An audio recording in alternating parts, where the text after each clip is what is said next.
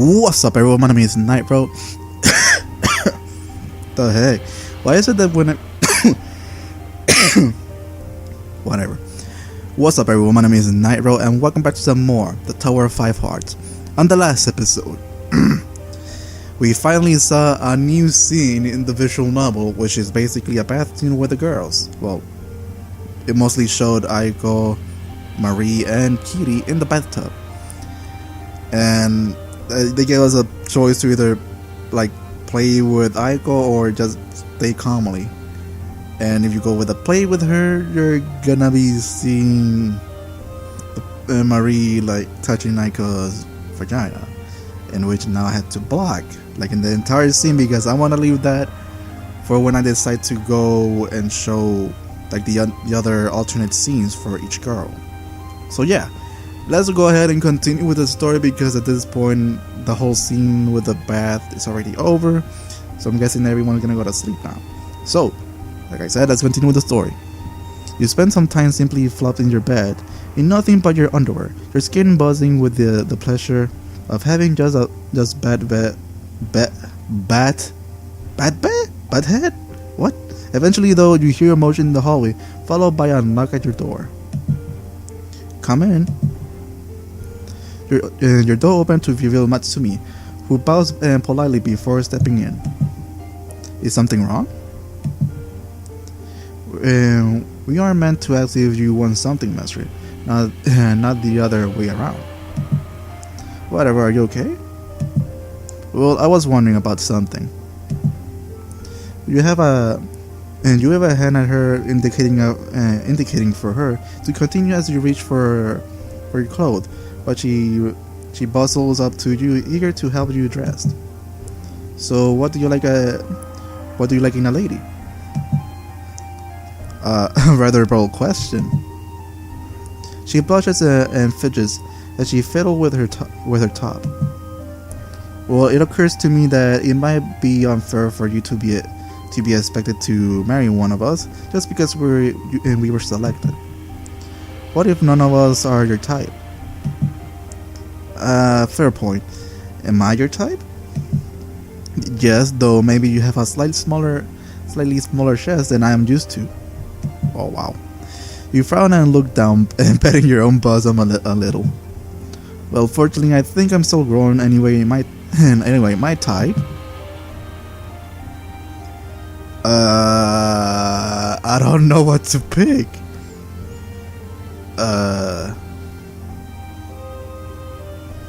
I don't know what to go with. There's options. I'm just gonna save. Always save when it comes to options because I have no clue what I'm gonna be seeing. Okay, come on, open that. There we go. I do not know what I'm gonna be seeing. And for some reason, whenever I start recording like this specific visual novel, my nose gets stuffed up for some reason, which is weird.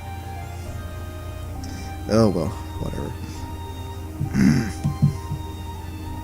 That's never happened to me before whenever I record a visual novel. My nose getting stuffed and all of that shit.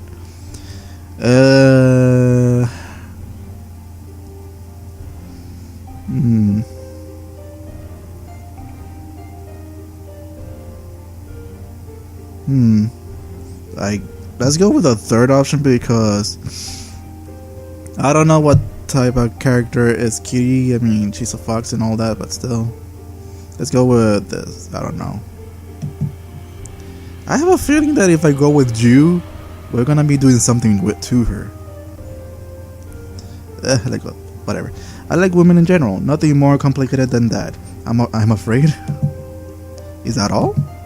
Well, it's not like I have anything to gain by lying to you about this. I like the female figure. I like their boobs, their butts. I like their vag. I understand. She gives you a scandalized look, thrusting her hand towards your mouth, as if it might stem your tide of words. Be careful what you seek the answer to, Matsumi. You might just find that I got some very, very deep answers. I will keep that in mind, mistress. You lean in and start ruffling her frills until you have a wriggling, humming, and smiling lizard girl on your hands. So, was there anything else you needed, mistress? If not, I need to find Aiko. She's helping me with my lessons, you see. Nah, go ahead, I'll be done later. Now that you're all alone again, you stretch out on the bed for a moment. Man, I really need to pick up a new hobby or something. It's either I do that or you can feel a temptation to simply curl up and take it after a bath nap, growing larger and larger. Actually, just thinking back to the amazing sight of the shared bath is enough to fill you with a completely different kind of temptation. Okay, so maybe masturbating doesn't count as a hobby, but it sure will be a wonderful way to unwind after that.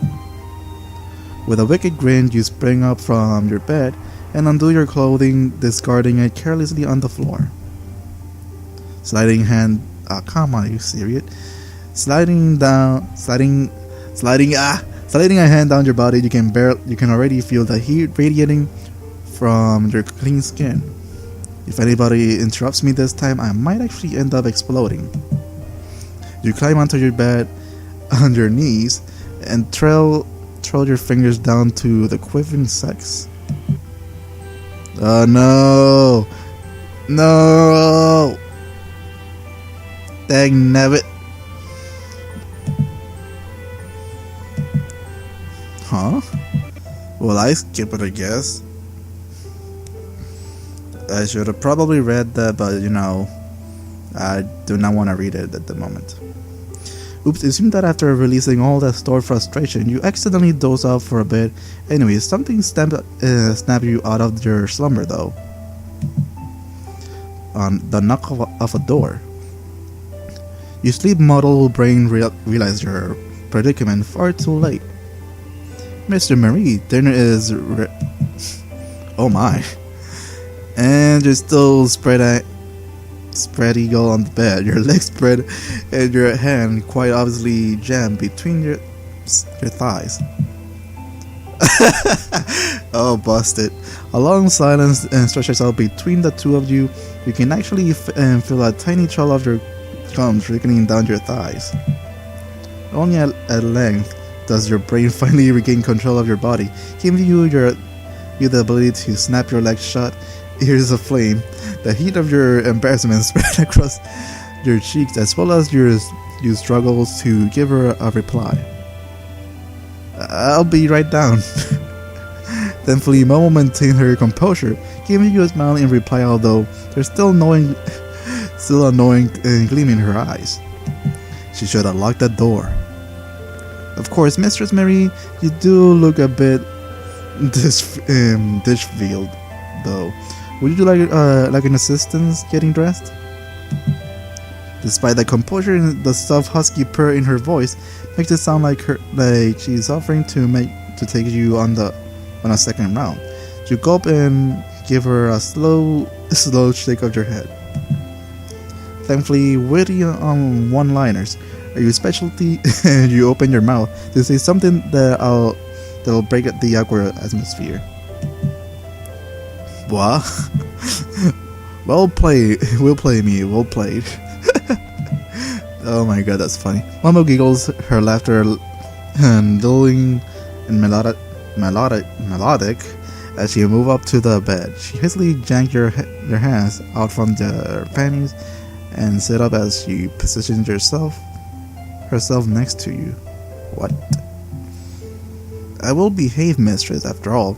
We wouldn't want dinner to get cold, would we? I prefer it if you didn't tease me. Your bunny mate isn't taking off guard for a moment, though, as she simply gives you a sage nod in reply. I won't bring up teasing you, mistress. Although I must wonder what kind of dreams you enjoy. They must be rather exhilarating. You make your disapproval known a bit more strongly this time. With a frown and gentle pep on her nose, she lets out a surprised eep in response, her ears flicking. Bad bunny, said Bunny, blushes slightly and takes a deep breath as she snaps out of her prior mood. I apologize, simply found your situation to be rather stimulating. There's an awkward pause as Momo helps you back into your previously discarded clothing. Maybe Tomiko could lend you a hand with that problem.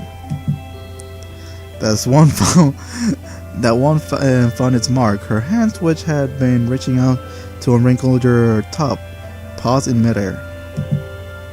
That we are both saving ourselves. You are?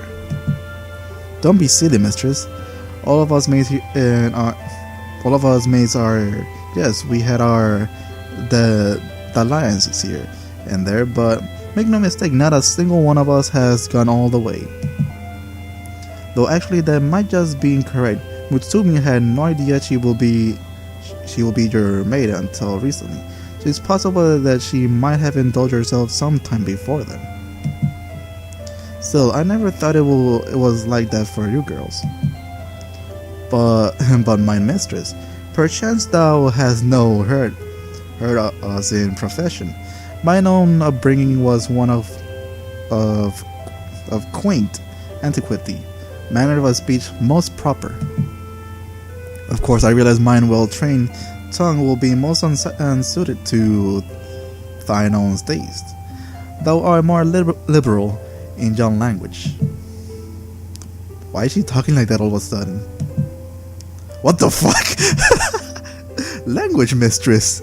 I was making a joke as for you, however, cursing is most unbefitting of royalty. Oops. Oh my god. Admonish, you give Momo a second curious look as you both make your way out of the bedroom. I was brought up around an antiquated family, so I learned how to speak in an old-fashioned way. Fortunately for us both, it's quite clear that you don't expect such speech of me. What the fuck is wrong when I can't even say the damn word? Alright, I suppose that makes sense. Oh boy. I wonder, should I use that freaking scene as a fucking... for a freaking thumbnail, or should I use that regular ones? Oh my god. Fascinated with the idea of being surrounded by people who speaks in such an old fashion, you don't realize that the extent of the feast Momo has laid out until you actually sat down. What, buh? Don't you remember? You asked me to create a proper feast in honor of our gathering. Oh, right. You really went all out, though. There's definitely going to be leftovers. Of course there will be. I plan on making pie out of them tomorrow. Your stomach loudly grumbles as you inspect the full extent of the spread on the table. While you struggle to keep from drooling, Kitty moves swiftly around the table, filling everyone's cups with wine and water. This should suit the food perfectly. I have a rather keen nose for wines, after all. Kitty, precisely where do you pick up such a skill? In an orphanage? Kitty blushes, clearing her throat. As luck will have it, I was rather a close friend with a girl whose family ran a vine yard. Well, that'll do it. Your plate is soon filled to match your glass, stacked with a spiced veggie, meat slather with gravy, and the most adorable little buttered and herbed potato. And although the exercise from playing outside has allowed to everyone working up quite an impressive appetite, you're not quite sure who was the first to take a bite, but soon enough, you're all heartily digging in together. I could marry you for your cooking alone, Momo. Sweet goodness. Kitty's selection of wine from the cellar is so exquisitely perfect. However, the sooner you second guessing yourself on that front, you sneak a few glances at her, noticing that Aiko and Tomiko seems to be suspiciously keen on refilling her glass. Are you girls trying to get Kitty drunk? No. Maybe. I'm quite fine, rather good, simply superb. Really, it is rather telling you to get me drunk in the first place. And this tower stock is so wonderful that it will be a shame not to enjoy it to its fullest. You find yourself doubting Kitty's assurance, considering just how verbose she's gotten in such a short period of time. Still though, you trust her to stop herself at her limit, wherever that might be. Forgive the rather random question, but I've been curious. Have any of you had any lovers before? Mo gives you an annoying smirk, but offers up her answer first. I didn't have one myself though. I did cuddle with others quite frequently away from prying eyes. No, I had a harder time finding anyone my age to be around for any length of time, and anyway, I was saving myself for you, Mary. Oh, that's cute, I guess. You answer her earnest, adoring expression with a nod and sip of wine, smiling to yourself when she blushes hastily, drops her gaze back to her meal. I shared a bed with a lot of sisters, so I never had a chance to do anything naughty, really. I did get to know a girl and a boy. We were close, but nothing ever came out of it in the end. That I don't know if I could call her a girlfriend, but there was someone I was rather fond of. I'm still a virgin, don't worry, mistress. I'm not asking because I'm worried about it. It's not like I have any claims to your past. Whoever you might have known earlier in your lives. Oh, I see. I had a girlfriend, the vine girl I mentioned. Actually, she held her glass up to the light, staring into the depth while letting a wistful sigh. For something destined to an unresolved, was still rather enjoyable experience. I might tell you about it sometime, mistress. It will make for an interesting journey at least. You smile and nod, reaching for the bottle of wine next to her and topping off your glass, only to find it empty after just a few drops. You give Kitty a sticking look as she stares wistfully into space, rocking gently in her seat. Make sure you drink a lot of water, you hear? Oh, of course, Mistress. Mistress Marie. Was she drunk? A thrill runs through you momentarily when you hear the foxer call you by your name. Her voice bubbly and at ease rather than reserved and measured as she normally is. I didn't expect such a little thing to give me such a rush. Does Marie enjoy getting called by her name by the fox girl now? You score in your shell a little bit, but then reel yourself and look back at Kitty. Kitty, if you're fine with it, just Marie, it's fine. Oh my, Marie, you're blushing quite a bit. Yeah. Okay, I changed my mind. Stick with mistress. Giggle bursts around the table, and you retreat back to your meal, giving your mates a dirty look. Quite all of you, or I'll end dinner before we get to eat desserts. That does the trick of silencing them, but even as they return to their meals, chastise you fidget nervously underneath the table. Something about Kitty finally calling you by your name feels so much more intimate than her usual self.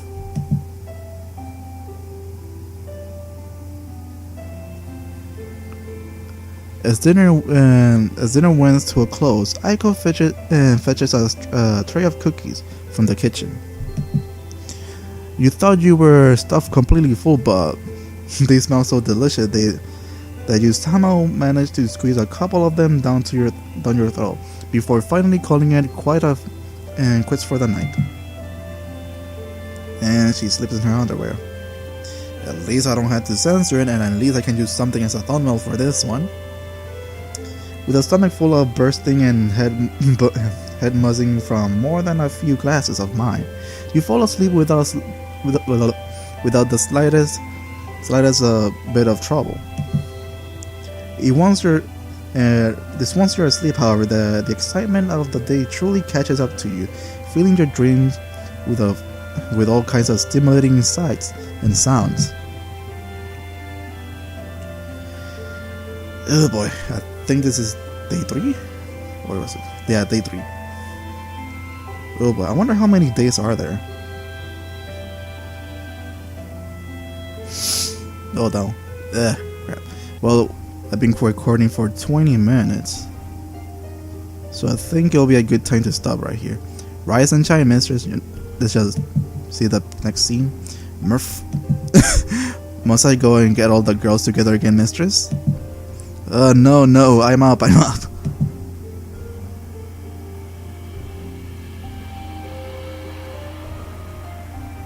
It doesn't even look like it's morning. It still looks like it's night. But who turned on the sun?